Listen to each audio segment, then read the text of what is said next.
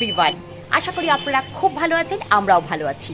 আজ শুক্রবারের সকালবেলা, মেঘ চলে গেছে কলেজে আর রোদ্দুরের আছে আজকে পরীক্ষা। আবার কি পরীক্ষা জানেন? থার্ড ল্যাঙ্গুয়েজ, হিন্দি পরীক্ষা। আমি তো হিন্দির মাথা মুন্ডু কিছুই বুঝি না, কিন্তু পড়াতে হয়। সোমবার অবধি রোদ্দুরের পরীক্ষা। সোমবার রোদ্দুরের পরীক্ষা শেষ হলে আমার যেন পরীক্ষা শেষ হবে। পরীক্ষাটা রোদ্দুরই দিচ্ছে, কিন্তু আমার যেন বড় চিন্তা। মায়েরা মনে হয় এরকমই হয়, কি বলেন আপনারা? আর সকালবেলা ছাদেও একবার না উঠলে, আমার গাছগুলোকে যদি আমি না দেখি, আমার একদম ভালো লাগে না। আর এক বালতি জামা কাপড় নিয়ে এসেছি। কালকে রাত্রে ওয়াশিং মেশিনে সব কেচে রেখেছিলাম, সেগুলো ছাদে মেলতে এসেছি। আমি প্রতিদিনই কি করি, যখনই জামা কাপড় যেদিনকে কাচার হয় রাত্রিবেলা কেচে রাখি, আর সকাল হলেই ছাদে নিয়ে চলে আসি। তাহলে রোদটা পেয়ে যায়, জামা কাপড়গুলো খুব ভালো শুকিয়ে যায়। সেই জন্য ছাদে যখন সকালবেলা উঠলামই, গাছে জল দেবো, গাছগুলোকে একটু দেখবো। মানে গাছ তো আমার খুব বন্ধু, গাছগুলোকে সকালবেলা একবার না দেখলে আমার মনটা কেমন কেমন করে। এখন অব্দি চা খাওয়া হয়নি জানেন। সাধারণত 8টার আগে আমি চা খাই না। চাটা কিন্তু ভিজিয়ে এসেছি, গিয়ে একটু চা খাবো। আজকে সারাদিন কি করব সবটাই আপনাদের সাথে শেয়ার করব, আশা করি আপনাদের ভালো লাগবে। প্রতিদিনের ন্যায় আজকেও বলছি, ভিডিওটা দেখার পর যদি ভালো লেগে থাকে একটা লাইক দেবেন, অতি অবশ্যই লাইক করবেন। আপনারা লাইক করলে আমার ভালো লাগে, অবশ্যই ভালো লাগলেই লাইক দেবেন, তা না হলে নয়। আর আপনাদের বারবার বলি কমেন্ট করতে, কিন্তু কমেন্ট করেন না কেন? ভালো লাগে না? দেখুন না, যদি কোনোদিন ভালো লাগে একটা কমেন্ট করতে, কমেন্টটা করবেন। চলুন এখন থেকে দিনটা শুরু করি। আজকে বাজার থেকে একটা মস্ত বড় লাউ এনেছে, আর এনেছে কিছু চিংড়ি মাছ, অবশ্যই কুঁচো চিংড়ি। তাই ভাবলাম আমার দিদিমার মতন করে আজকে একটু লাউ চিংড়ি বানাই। কুঁচো চিংড়ি দিয়ে লাউ চিংড়ি খেতে অসাধারণ হয়, আর আমার দিদিমার হাতের রান্না অতুলনীয় ছিল। আমার দিদিমা এই রান্নাটা এত ভালো করতো কি বলবো। দিদিমা যেদিনকে লাউ চিংড়ি করতো, সারা বাড়ি যেন লাউ চিংড়ির গন্ধে মম করতো। আর ভাবতাম কখন দুপুরটা আসবে, লাউ চিংড়ি দিয়ে এক থালা ভাত খাবো। এই যে চিংড়ি মাছগুলোকে আমি ভালো করে ধুয়ে পরিষ্কার করে নিয়েছি, ভেতরে কালো শীটটাকেও কিন্তু আমি বার করে নিয়েছি। আমি চিংড়ি মাছ সাধারণত তেলে একদমই ভাজি না, তাহলে ছোট কি বড় যে কোনো চিংড়ি মাছই শক্ত হয়ে যায়। এটাও কিন্তু আমার দিদিমার থেকেই শেখা। একটা পাত্রে বা কড়াইয়ে চিংড়ি মাছগুলো ভালো করে ধুয়ে দিয়ে দিতে হবে। তাতে দিতে হবে অল্প একটু নুন, অল্প একটু হলুদ, আর সামান্য একটুখানি জল। গ্যাসের ফ্লেমকে লো করে একটু ফুটতে দিতে হবে। যখন চিংড়ি মাছগুলোর কালারটা চেঞ্জ হবে, তখন দিতে হবে একটুখানি সর্ষের তেল।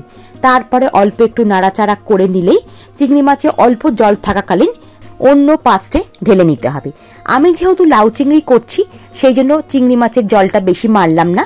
আপনারা অন্য কোনো রেসিপি করলে চিংড়ি মাছের জলটা শুকিয়ে নেবেন, তাহলে একটা চিংড়ি মাছ ভাজা যেরকম হয় ঠিক সেরকম হবে। আমি যেভাবে চিংড়ি মাছটা রান্না প্রথম শুরু করলাম, এইভাবে একদিন করে দেখবেন। চিংড়ি মাছ তেলে ভাজার থেকে অনেক বেশি স্বাদটা থাকে এবং চিংড়ি মাছ শক্ত হয় না। এরপরে আমি কড়াইতে সর্ষের তেল দিয়ে তেজপাতা ফোড়ন দিয়ে ছোট ছোট করে আলু কাটা সেটা প্রথমে দিয়ে দিচ্ছি। আলুটা যখন ভাজা ভাজা হচ্ছে, তখন একটা মশলা করে নিচ্ছি। 1 চামচ জিরে, 1 চামচ গোটা ধনে, হাফ চামচ গোলমরিচ আর কাঁচা লঙ্কা দুটো দিয়েছি। আপনারা যেমন ঝাল খাবেন সেরকম দেবেন। এরপরে কড়াইতে দিয়ে দিলাম একটা ছোট ছোট করে কাটার টমেটো। এবার একটু ভাজা ভাজা করে নেব। আর ওইদিকে মশলাটা কিন্তু আমি বেটে নিয়েছি। এরপরে দিয়ে দিচ্ছি হলুদ, পরিমাণ মতো নুন, আর দেব পরিমাণ মতো চিনি। লাউ একটু মিষ্টি মিষ্টি সবাই খায়, কিন্তু চিংড়ি মাছ আছে বলে খুব বেশি মিষ্টি দেব না। এরপরে এটাকে কষিয়ে নিচ্ছি। তারপরে যে মশলাগুলো আপনাদের দেখালাম, সেই মশলাটা আমি মিক্সিতে ভালো করে বেটে নিয়েছি। সবসময় লাউ চিংড়ি মশলা বেটে রান্না করার চেষ্টা করবেন, তাতে পুরনো দিনের স্বাদটা অনেক বেশি আসবে। আমরা যতই গুঁড়ো মশলায় রান্না করি না কেন, বাটা মশলার স্বাদটা কিন্তু অনেক সুন্দর। ওই মশলা দিয়ে যখন একটু কষা হয়ে যাবে, আগেই আমি লাউটা সরু সরু করে কেটে কুকারে সেদ্ধ করে রেখেছি। অবশ্যই নুন জল কিছুই দেইনি। লাউ কুকারে এমনি দিলেই 2-3টে সিটি দিয়ে দিলেই এমনি সেদ্ধ হয়ে যায় এবং লাউ থেকে প্রচুর জল বেরোয়। সেই সেদ্ধ করা লাউটা আমি কড়ার মধ্যে দিয়ে দিলাম। তারপরে দিয়ে দিচ্ছি যে চিংড়ি মাছগুলো ভেজে রেখেছি, সেই চিংড়ি মাছ। এবং তাতে যে চিংড়ি মাছের ঝোল মতন যেটা আছে, সেটা অবশ্যই দিতে হবে। ওই ঝোলটার মধ্যেই কিন্তু চিংড়ির সব গন্ধ স্বাদ আছে। লাউ আর চিংড়ি মাছ কড়াই দেওয়ার পর গ্যাসের ফ্লেম মিডিয়ামে রেখে ফোটাতে দিতে হবে এবং মাঝে সাঝে নাড়াচাড়া করে নিতে হবে। লাউ চিংড়ি আমরা সাধারণত মাখা মাখা খাই, না শুকনো না ঝোল ঝোল। সেই জন্য আপনারা যেমন খাবেন আমি বলবো একটু মাখা মাখা রেখে ভাতে মেখে খাওয়ার মতন রাখবেন, তাতে দেখবেন খেতে খুব ভালো লাগবে। এতে কিন্তু গরম মশলা ঘি কিচ্ছু যাবে না। আমার রান্না কিন্তু একেবারে তৈরি। আর একটা কথা, আমি কাঁচা লঙ্কা দিয়ে রান্না করেছি, আপনারা যদি গুঁড়ো লঙ্কা খেতে চান অবশ্যই গুঁড়ো লঙ্কা দিতে পারেন।